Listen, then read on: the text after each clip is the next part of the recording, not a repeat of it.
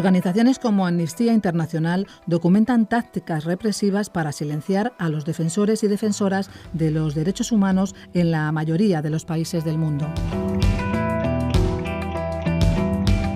Cuando se cumplen 70 años de la Declaración Universal de los Derechos Humanos, la profesora de Antropología de la UNED, Beatriz Pérez Galán, ha querido invitar a 3 expertos que nos hablan de la labor de los activistas que plantar cara a gobiernos, empresas o grupos de poder les ha costado ataques, torturas e incluso la vida.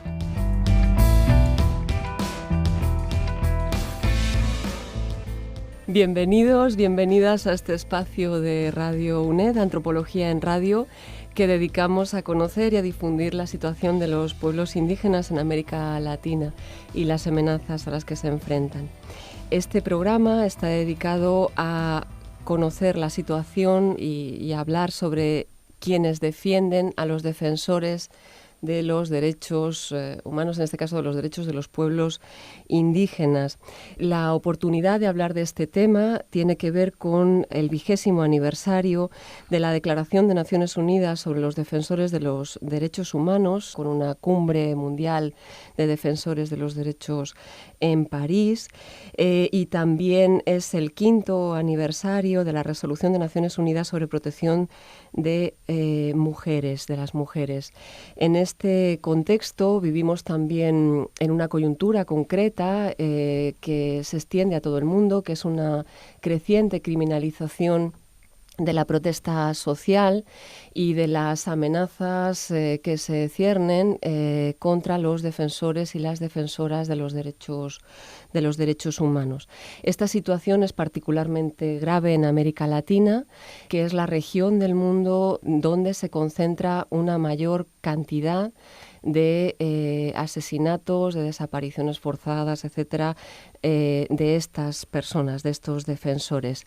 De hecho, si comparamos la cartografía de los lugares que en América Latina que son más golpeados en términos de desaparición, de asesinatos de estos defensores, pues obtenemos que el primer país de la lista lo ocupa Brasil, después tenemos México, Colombia, Perú, Guatemala, en fin. Y esta cartografía de la criminalización y los asesinatos de los defensores de los derechos coincide en gran medida con la de la extensión de las empresas transnacionales que explotan los recursos naturales del territorio. Y muchos de estos recursos están en zonas donde habitan pueblos indígenas, están en territorios indígenas. Esto está generando una situación muy alarmante, una cantidad de conflictos sociales cada vez creciente y para hablar de todos estos temas, de quiénes son los que defienden a los defensores de los derechos humanos, en este caso de los pueblos indígenas, cuáles son las necesidades de la defensa de estas personas y el papel que están desempeñando, cuáles son los programas, las estrategias que tenemos o de las que nos estamos sirviendo. Tenemos a 3 invitados que nos acompañan hoy.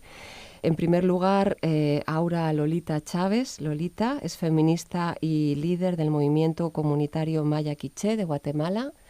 Buenos días, Lolita. Muy buen día. Tenemos también a Jesús González Pazos. Jesús es antropólogo y es responsable del área de pueblos indígenas de la ONG vasca de cooperación al desarrollo Mugarigabe, que lleva ya 30 años. Es una de las más veteranas en este camino que viene haciendo este trabajo. Buenos días, Jesús. Buenos días. Y también tenemos a Nacho Montanos, que es responsable del área de personas en riesgo de Amnistía Internacional, que como sabéis es una ONG pionera en la defensa de los derechos humanos y también es la que tiene el programa de defensores de los derechos humanos en América Latina más antiguo de España. ¿Qué tal? ¿Cómo estás, Nacho? Hola, buenos días. Muy bien, gracias. Bueno, entonces, si os parece, vamos a abrir un conversatorio comenzando por ubicar a las personas que nos están escuchando cuáles son las necesidades de protección, de qué estamos hablando cuando hablamos de la protección de los defensores de los derechos humanos. ¿Cuáles son las necesidades de esa protección? Bueno, yo creo que nos puede dar una idea orientativa quizás si hablamos de cifras, ¿no? Detrás de las cifras hay personas, que es lo más importante. Pero si decimos que desde que se aprobó esa declaración de Naciones Unidas hace 20 años han asesinado a más de 3.500 defensores y defensoras de derechos humanos, pues nos dice mucho. Y si hablamos que solo en el 2017, según cifras de la organización Frontline, más de 300 personas defensoras de derechos humanos han sido asesinadas en todo el mundo, pues también nos dice mucho. Pero es que estas personas asesinadas es el último y más cruel ataque contra estas personas, pero podemos sumar y hablar de hostigamientos, amenazas, judicializaciones, campañas de difamación que estamos observando y venimos denunciando ya desde los últimos años de un incremento cada vez mayor en todo el mundo de estos ataques a personas defensoras. Esto se une, como bien se dice, a un cierre de los espacios para la defensa de los derechos humanos, que lo estamos viendo también en Europa. Es una tendencia, yo creo, global y en todo el mundo. Hablando de territorios, hablando de poblaciones indígenas, hablando de América Latina, casi el 70% de muertes de defensores y de defensoras en América Latina son personas que defienden el territorio. Yo creo que lo has explicado muy bien. Son personas que viven en unas comunidades, que viven en unas zonas que son de interés para empresas o para élites económicas, élites políticas, élites militares, y estas personas lo que defienden es su vida, son sus territorios donde viven de manera ancestral, ¿no? Entonces, y que están viendo cómo estos intereses pues hacen que sufran todos estos ataques. Vivimos en unos años de, como decía antes, de aumento muy preocupante contra las personas defensoras, aumento de hostigamiento, de amenazas y de campañas contra ellos y contra ellas. Y además tengo la sensación de que por añadir, ¿no?, la coyuntura actual con un cambio de gobiernos y giros hacia la derecha y hasta la extrema derecha, en el caso de Brasil, de Colombia, de otros países, augura un escenario nada sencillo para estas personas. En el caso de Hungría, de Polonia, de Austria, de Italia, que se suma al listado de países en América Latina que también de una u otra forma están, parece que, girando hacia la ultraderecha, ¿no?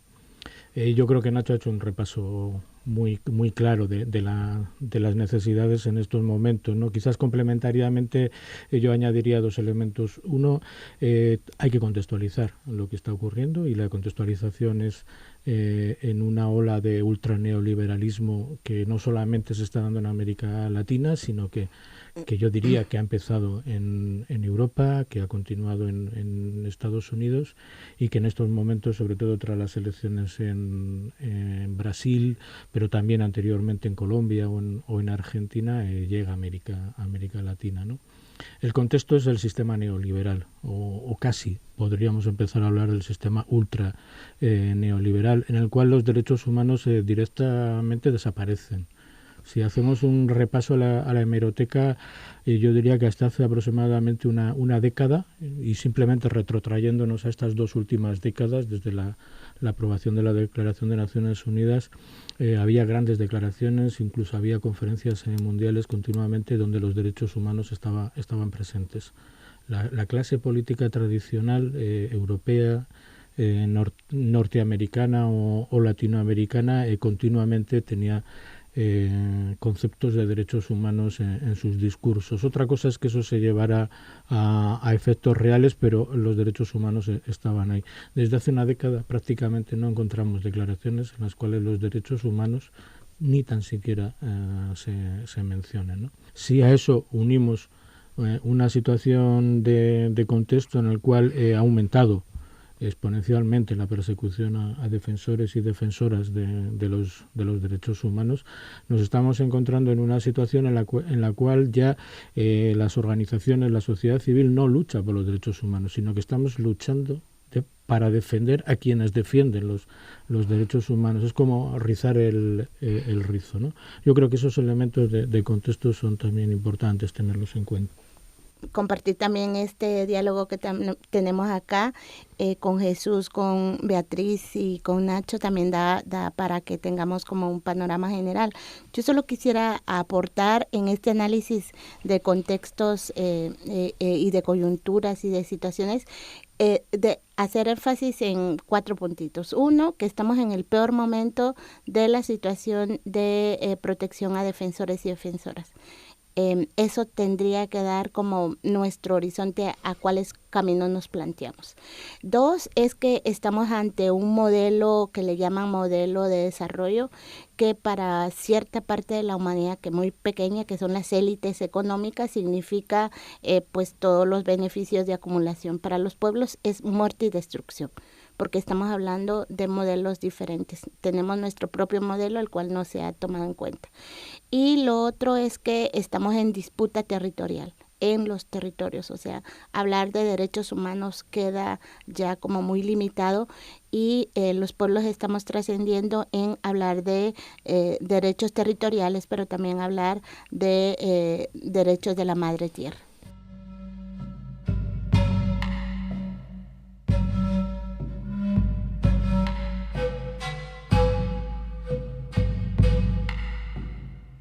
En este marco de las necesidades cada vez más crecientes de defensa de aquellos que defienden, y en el caso de los pueblos indígenas, como vemos, es uno de los colectivos más vulnerables y más crecientemente criminalizados. ¿A quién corresponde? ¿De quiénes son las atribuciones políticas de la defensa de los defensores de los derechos humanos? ¿A quiénes corresponden? ¿Qué estrategias? Pero sobre todo, ¿de quién es esa atribución? Bueno, ahí es claramente obligación de los estados. Los estados son los que deben asegurar que las personas puedan defender los derechos humanos sin sufrir las consecuencias que hoy están sufriendo. Hablabas de la Declaración de Naciones Unidas para defensores y defensoras de derechos humanos que se aprobaron hace 20 años. Esa declaración justamente recoge que toda persona tiene derecho a defender los derechos. Y los estados están obligados a asegurarse que las personas que quieran defender los derechos humanos lo puedan hacer con totales garantías. Entonces la responsabilidad es claramente de los estados. Ahora hay también otras responsabilidades. Hablaban nuestros compañeros aquí de mesa también de las empresas. Hoy en día las empresas, las grandes compañías tienen también muchas responsabilidades y tienen obligaciones. No pensemos que las empresas no tienen también obligaciones legales y responsabilidades de defender los derechos, o sea, y sobre todo de no atacar los derechos. Y hay una serie de en Naciones Unidas también se recogen claramente unas directrices sobre cómo las empresas se deben de comportar en determinadas situaciones y incluidos defensores y defensoras, cómo tienen que permitir que defensores y defensoras de derechos humanos puedan realizar su trabajo en condiciones de seguridad. Desgraciadamente, pues no es esta la realidad. Ni los estados están defendiendo y permitiendo a las personas defensoras hacer su trabajo. Todo lo contrario, vemos cómo están ya no solo criminalizando, pero también campañas de desprestigio y difamaciones por parte de las autoridades locales, autoridades regionales e incluso autoridades nacionales. Y Lolita pues ya lo ha mencionado, pues como las empresas tampoco están respetando derechos de comunidades que viven en los territorios que ellos quieren ocupar.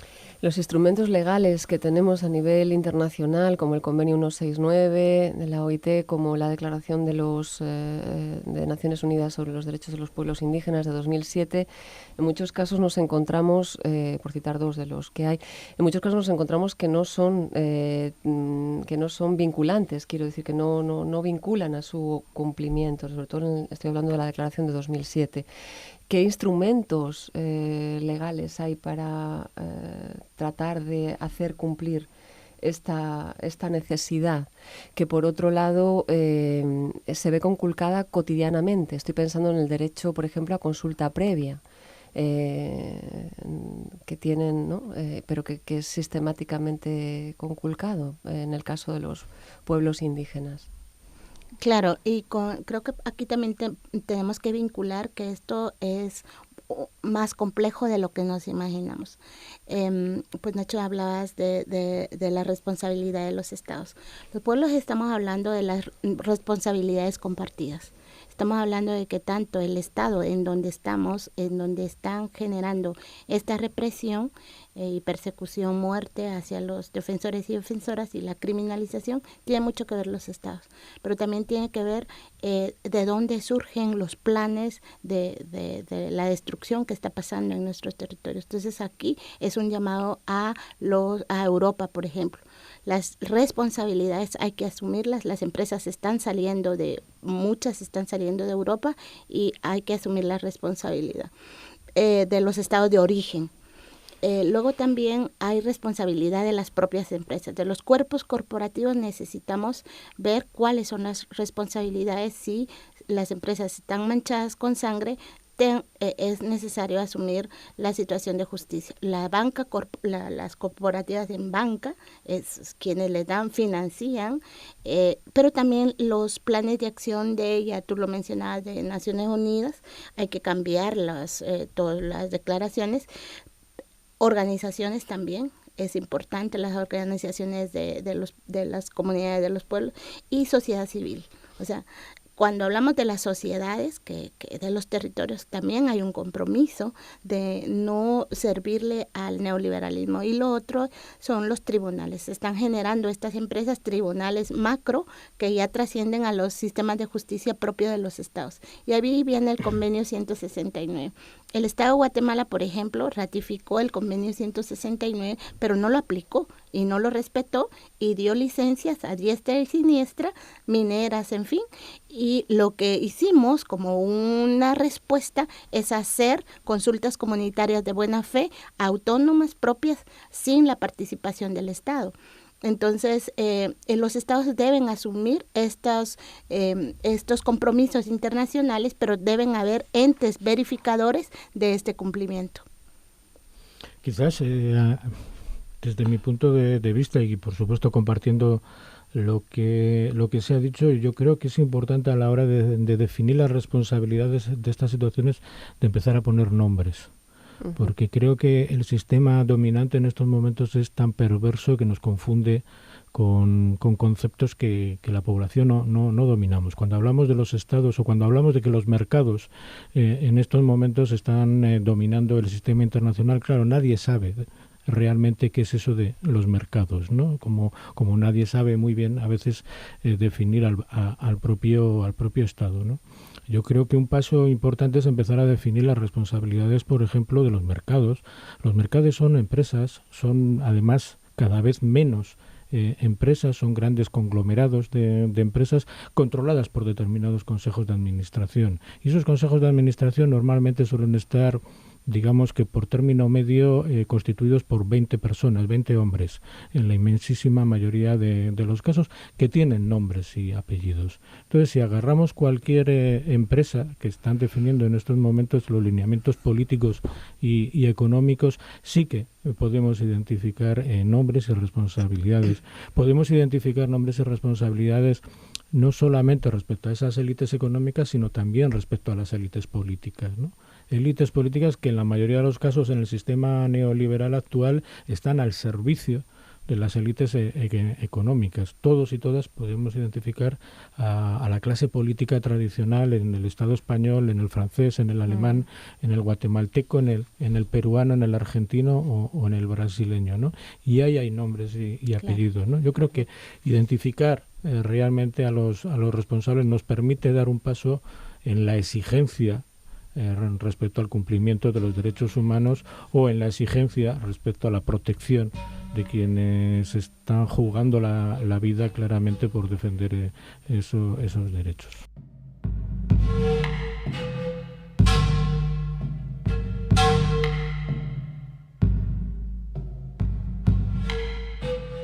Tenemos la herramienta de los programas de protección temporal de defensores y defensoras de los derechos humanos y de sus familias. En España hay 4 programas, si no me equivoco, en vigencia. El gobierno vasco tiene un programa, el gobierno catalán, la Generalitat de Cataluña, Asturias y Amnistía Internacional tiene el programa pionero. De hecho, Lolita ha sido beneficiaria de este programa, en el caso del programa del gobierno vasco, a lo largo de 2017. Y me gustaría un poco hablar sobre estos programas, el alcance que tienen estos programas y a quienes llegan, a quienes no llegan, todo esto. El gobierno vasco tiene uno, Mugari Gabe está ahí, Amnistía. Quizás lo primero que habría que decir es que este tipo de programas yo creo que son programas de urgencia. Lo que tratan con más o menos acierto, con debilidades y fortalezas, es de articular un mecanismo en los últimos años que, por decirlo de una forma gráfica, saquen a determinadas personas de la diana en determinados países donde su vida peligra. Peligra evidentemente por actores armados o peligra también por procesos como son los que se dan en los últimos años de criminalización.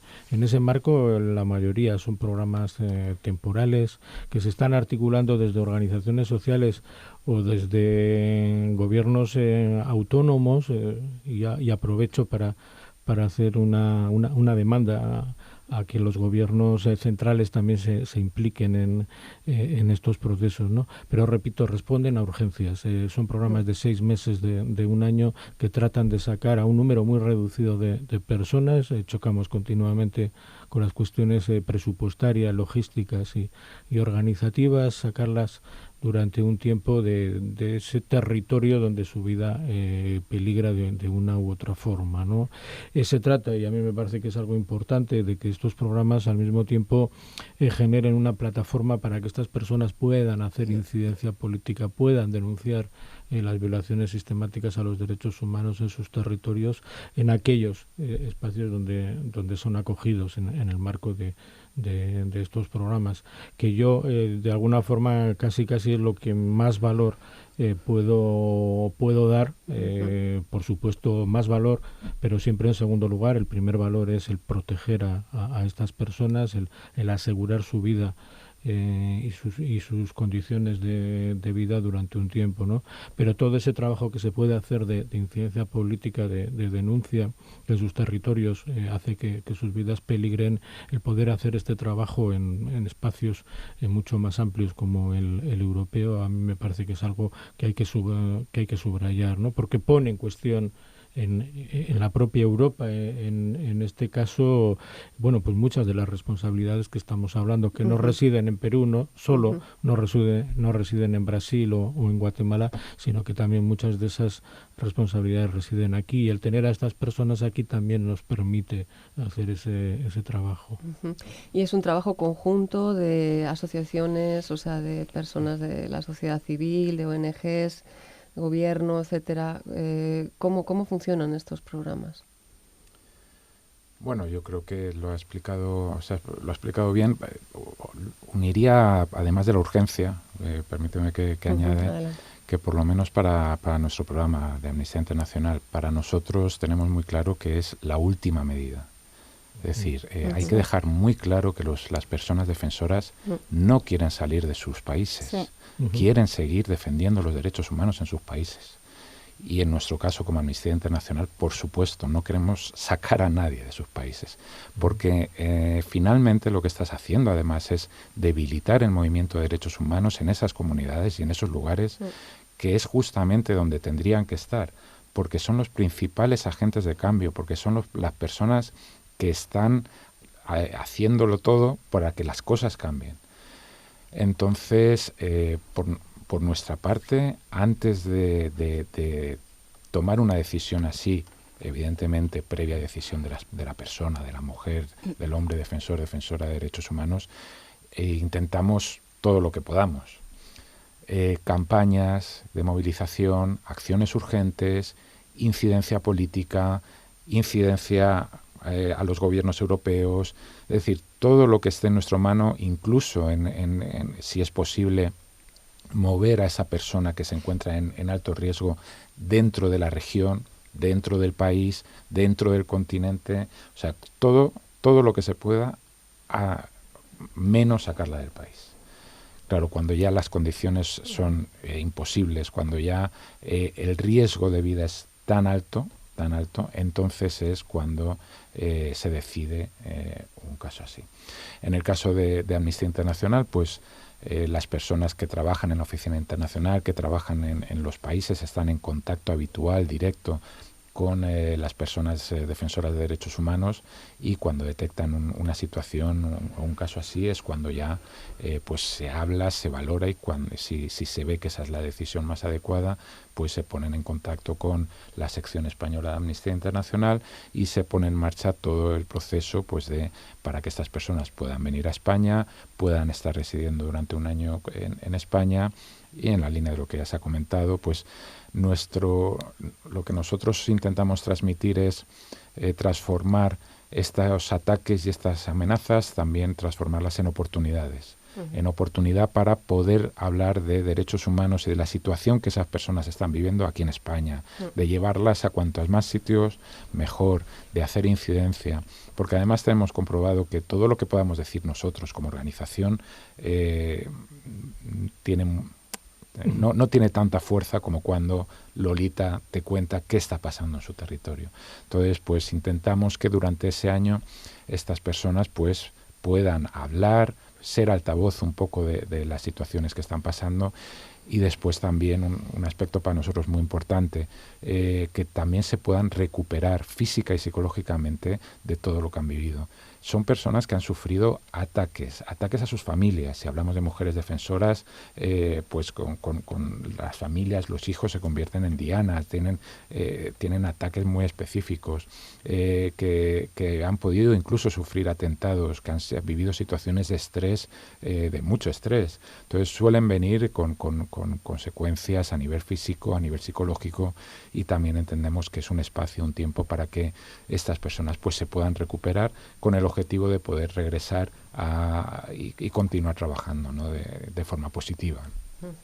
¿Cómo es en el caso de tu experiencia, Lolita? Compártenos cómo ha sido ese proceso de incidencia política aquí, en el tiempo que has estado como miembro del programa de protección, acogida en el programa de protección del gobierno vasco. Bueno, mira, ha sido muy enriquecedor, no solo para el CPK y para mi pueblo, sino para otros pueblos que ya también ven su voz reflejada en nuestras denuncias, porque esto pues no es aislado. Hemos logrado llegar a los parlamentos. Yo me acuerdo que dentro de nuestros planes era llegar al Parlamento Vasco. Luego trascendimos, llegamos a un sinfín de parlamentos, y ahí se han hecho declaraciones. Esto es muy importante, las declaraciones institucionales, que igual ayer mismo se lo pedíamos al Congreso del Estado español acá en Madrid, que hiciera una declaración institucional también en la expresión de su compromiso en relación a asumir ese caminar en proteger a defensoras y defensores y trascender hacia derechos humanos y derechos de los pueblos y de los colectivos, en fin. Pero también visibilizar la situación que, como Cabal lo decía desde Amnistía, todos esos mensajes a través de los medios, allá nos cerraban los medios de todos lados, o sea, nos estigmatizaron. A mí me estigmatizaron hasta el punto de decirme que yo era terrorista, guerrillera, bochinchera, pata rajada. Toda esa imagen que generaron en el Estado de Guatemala, los medios masivos no daban a que saliera nuestra voz desde primera persona. Logramos aquí, hemos visitado radios, medios de comunicación que tienen otro alcance donde la gente tiene que enterarse. Pero también yo salí me evacuaron de forma inmediata, porque a mí el ataque, el último, varios intentos de asesinato, y fue a mano armada, o sea que esto también salva vidas. Pero lo importante es que tenemos desafíos, o sea, lo desafiante es que yo ya viví este programa, que puedo alzar la voz de decir cuáles son los desafíos que tenemos, por ejemplo, hablar de programas de protección colectiva o comunitaria en territorio, porque yo vi aquí que a mí me hacía mucha falta la espiritualidad. Yo quería hacer mis ceremonias mayas en cualquier lugar y me decían, no, aquí está protegido, este territorio no se puede, aunque es muy verde, pero no, o sea, tienen otra cosmovisión. Nuestras cosmogonías tienen sus formas. Entonces, allá yo sentía ese vacío existencial cosmogónico, vacío territorial. La comunidad es diferente, generar comunidad ya es diferente, la alimentación, o sea, es todo una expresión de vida. Entonces, la propuesta que tenemos ahora, que lo hemos lanzado a través de la iniciativa mesoamericana de defensoras o a través también de Amnistía, de Mugarik, de Oxfam, que Oxfam fue quien también hizo la propuesta de que yo viniera al programa, es decir, trascendamos, hablamos con Michael. Yo ahora tengo a hablar de Michael, que es el relator de las Naciones de las Naciones Unidas en relación a la declaración de defensores y defensoras. Ahora hablamos de tú a tú. Yo no tenía ese alcance.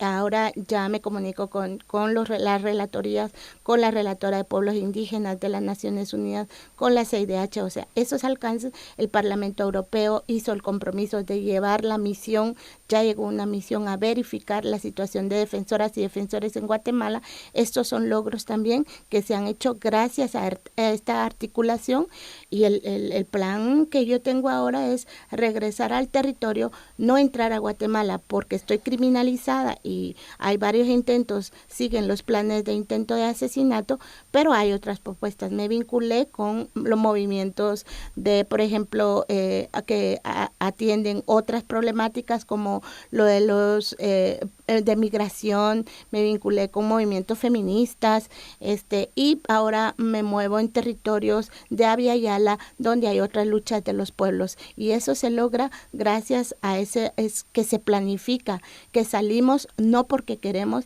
sino porque necesitamos estar vivas y libres.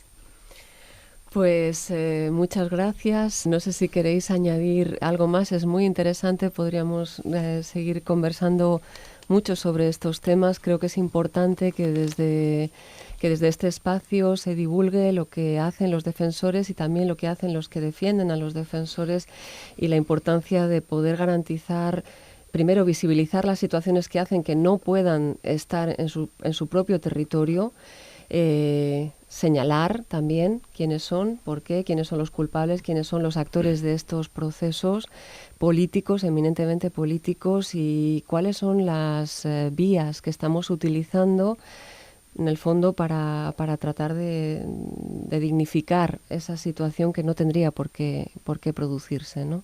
No sé si vosotros queréis añadir algo para terminar. No, yo creo que las últimas palabras de Lolita de alguna forma resumen la esencia de la cuestión que estamos tratando. Los defensores y las defensoras tienen que seguir vivos, tienen que ser libres y tienen que poder seguir siendo activos en la defensa de los derechos humanos. Si avanzamos ahí, yo creo que estaremos dando grandes pasos. Opino lo mismo y bueno, el último, son personas para que desde Amnistía lo decimos mucho, ¿no? Son personas imprescindibles. Son los verdaderos agentes de cambio y de que la situación en territorios, en las zonas incluso más perdidas, más difícil de acceso, para que las situaciones cambien y se respeten los derechos humanos. Son valientes e imprescindibles. Muchas gracias, Lolita, muchas gracias, Jesús, muchas gracias, Nacho, y hasta la próxima. Hasta siempre. Adiós. Igual.